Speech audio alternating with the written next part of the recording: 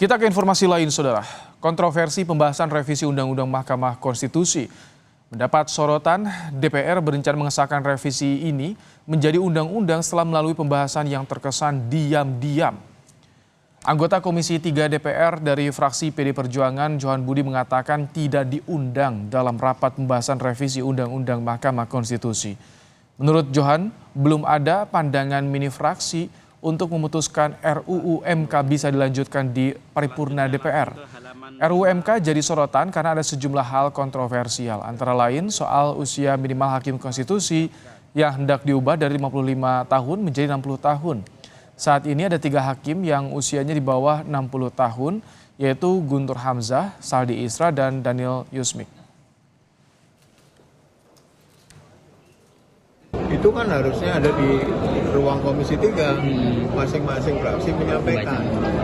Nah, kemarin itu sekali lagi, apakah itu yang dilakukan kemarin, pimpinan komisi mengundang pemerintah, mengundang rapat, saya nggak tahu karena saya nggak ikut gitu loh. Tapi kabarnya udah ada undangan dari sekretariat Komisi 3, itu Bapak dapat nggak?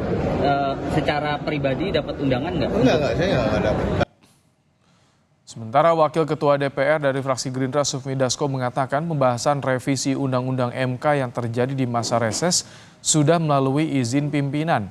Dasko juga menyebut bahwa keputusan soal revisi Undang-Undang MK yang diambil oleh pemerintah dan DPR saat ini sudah bisa dilanjutkan ke sidang paripurna.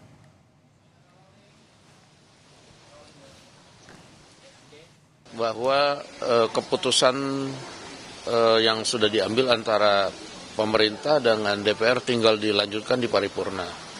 Nah, sehingga masa sidang yang masih panjang ini juga memungkinkan untuk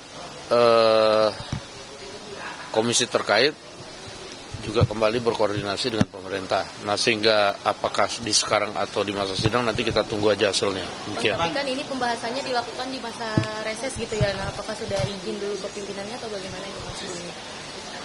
Iya, seharusnya kalau ada pembahasan di masa reses harusnya sudah izin pimpinan. Dan itu saya sudah cek ada izin pimpinannya.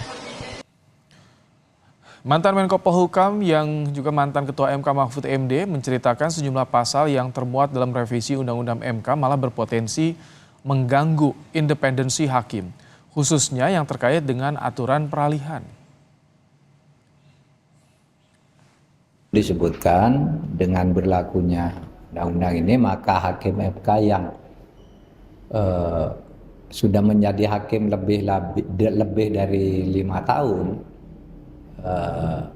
dan belum 10 tahun gitu, akan atau harus dimintakan konfirmasi ke lembaga yang mengusulkannya. Nah, itu saya tidak setuju waktu itu karena itu bisa mengganggu independensi hakim MK.